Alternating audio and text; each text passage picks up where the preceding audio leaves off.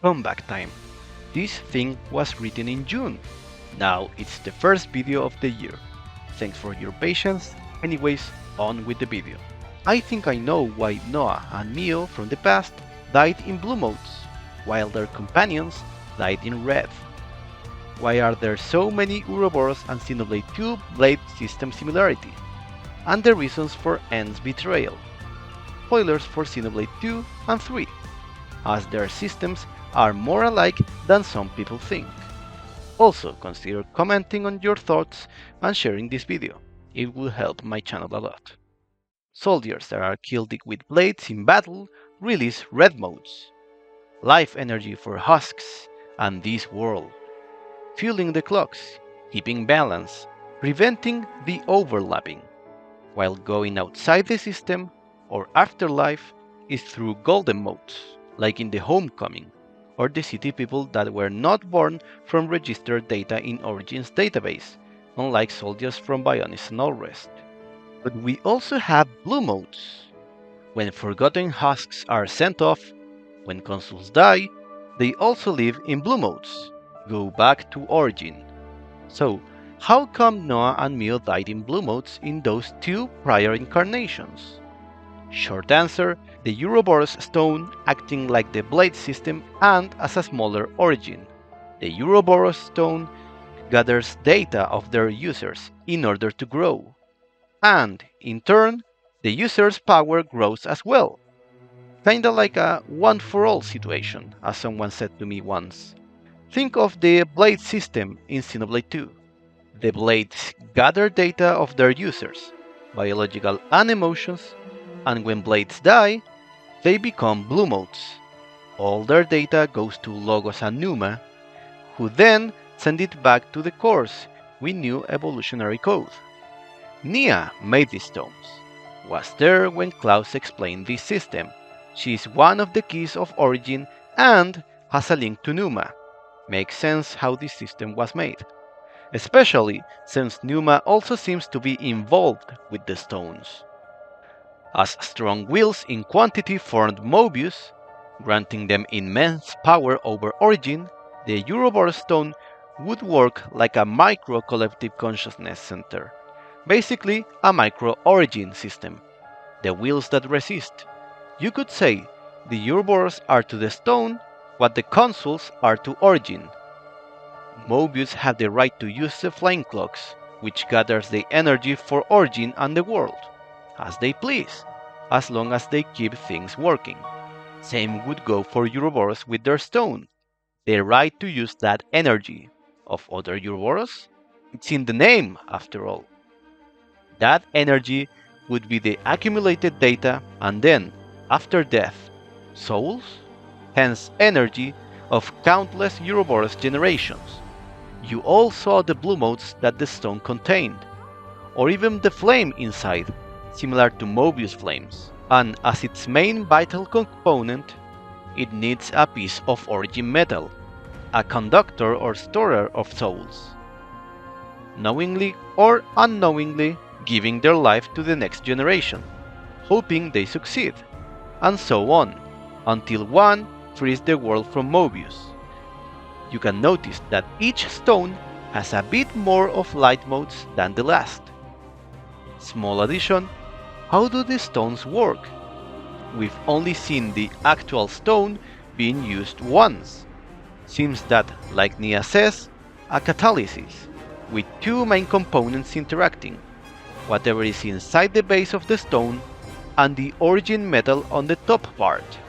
Guernica pushes the latter so it comes into contact with the base component. All the light modes stored within seem to explode abruptly, engulfing people in blue flames and light, and separating their light or soul from their bodies momentarily. In soldiers, this results unlinked from their flame clocks, the device that was linked to their light modes directly. So, a catalysis of 2 to excite the photons, but also, in the mission briefing, they said their target emitted a considerable amount of ether. So ether is involved. Makes sense, considering blades use ether, and that ether is life itself, according to Xenoblade 1, what the Bionis extracted from its people.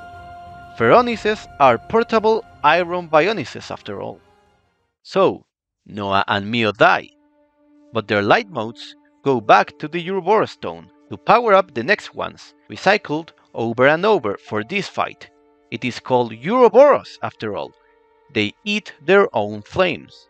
Not much different from the average soldier's life. Perhaps this is the reason Noah abandoned them in that life. Man, I really need a darker prequel with this. Furthermore, Ouroboros, like blades, manifest from their cores. And, like in the Spirit Crucible LPs, Ouroboros can't manifest properly in the Malevolent Hollow, which is in Leftherian remains. So, more facts towards them being similar technology. For Ouroboros to form, the users need to resonate, to be one in mind and soul. Topic explored a bit in this prior video, comparing the golden color as a sign of synchronization or affinity, of being one, or Ouroboros cores when two people or more fuse, etc. Each subsequent Ouroboros generations then is supposed to be stronger than the last.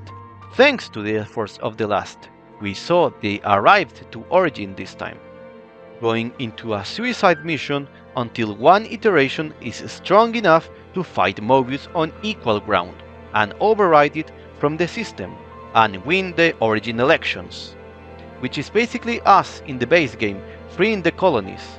Their revolution must come from inside on their own will, not forced. That generation of Ouroboros, who were just normal soldiers, surprised most Mobius with their power. However, not everyone was able to become Ouroboros.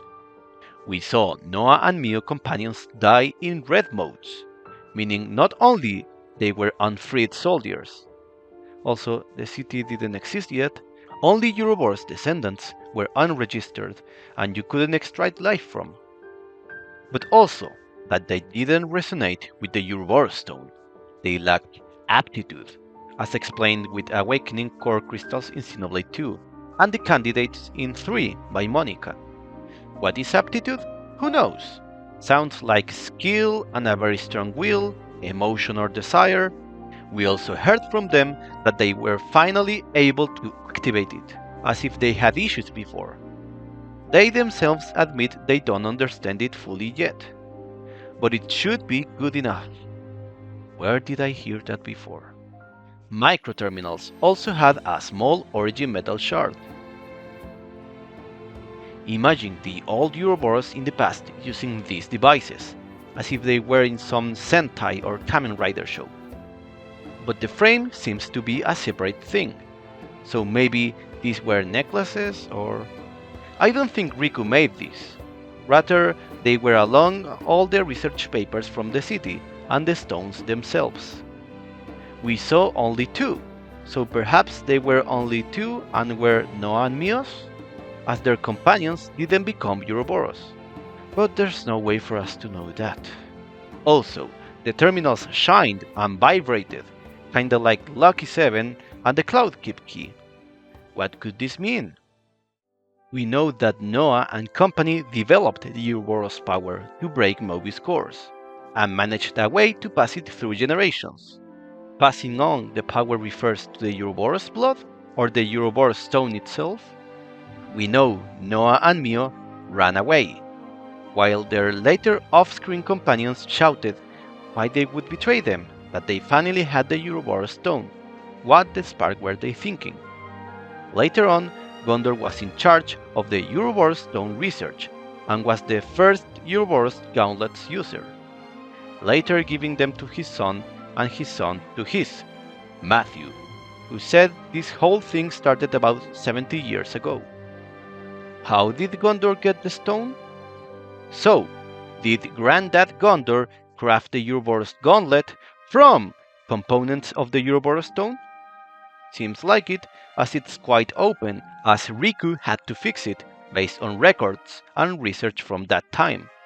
After all, the gauntlet had Origin metal inside, and not just any, one connected to Numa. Was she in the stone before? So, maybe, when Noah and Mio ran away, they stole and hid the Ouroboros stones or parts of it. Could be a possibility. We know from Brex, though, that the stone was given to them, the city, by Nia. Could mean Nia gave it to Gondor, but I think it could go way back. Nia giving it to the original Ouroboros, Noah and Mio, the first city founders. After all, they were entrusted with a mission by her. Perhaps the mission was further develop the stone powers and defeat Mobius. And for Gondor, the stone research was more important than life itself. If it was his parents' legacy, it would make a lot of sense. Considering what else is said, like Gondor's pops, Noah used that power and made it so city folk could use it through generations. Shulk and Rex also knew about the stone, and that Nia gave it to them. Plus, Rex seems sad both times Nia is mentioned to have help with the stone, and that she went into hiding. But N and M ran away, perhaps due to the hypocrisy or irony, forced in a fight that wasn't theirs.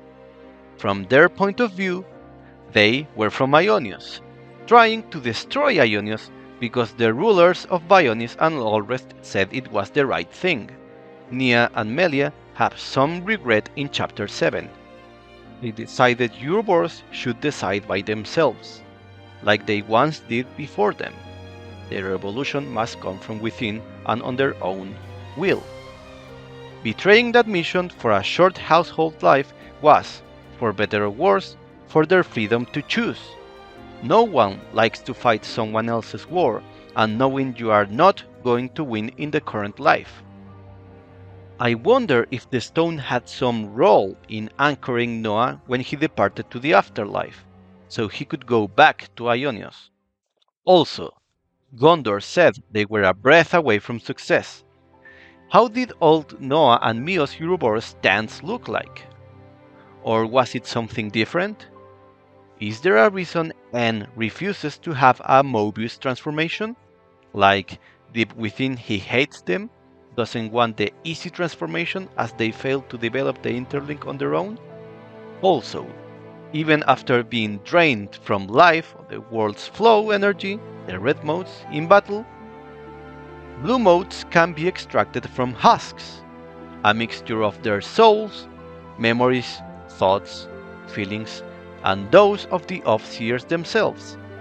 No soul in isolation, or like the bonds between the drivers and blades. Blades living in blue modes, sending their collected data to Logos and Numa. Or even origin metal object. The eye patch here was made of origin metal, so seems red motes are just the fuel or juice that keeps both their artificial soldier bodies and origin running. Energy of the world that was lent to their bodies, making them cogwheels of this world by keeping the flow, balance of positive and negative matter, prevent the overlapping. Perhaps related to Ontos sustaining the world? All of Ionios and Maineth were related to Ontos, while blue motes are the actual, but trapped, memories and souls, sent back to origin, coming back clean, like Blade's new code, and no memories, but sometimes some memories slip in. And golden motes, those are souls and memories, but released from this domain. You can also extract ether from the very world itself, and ether is the base of all things. The stone released ether. Are light motes ether? Is the conduit the original source of ether? Topic for another video.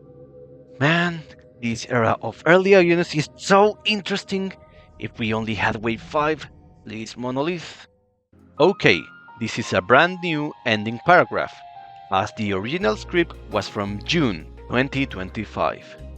Will we get Switch 2 patches for the Xenoblade game soon? New announcement on the next rumored February Direct? I hope so. and I hope I can make more videos about Xenoblade 4 and so before it. What do you guys think of the Ouroboros stone trapping Ouroboros in a cycle? Of Ouroboros not meant to win the first time around? Of N's betrayal? Or the origins of the Ouroboros gauntlet? Light modes have been and will continue to be relevant for the Xenoblade series, so it is still worth talking about it. If you are interested in this and other topics, consider subscribing. Lots of yapping. Can we reach 2,000 or 3,000 subs before the next game releases? That would be for today. Have a good one. Happy 2026.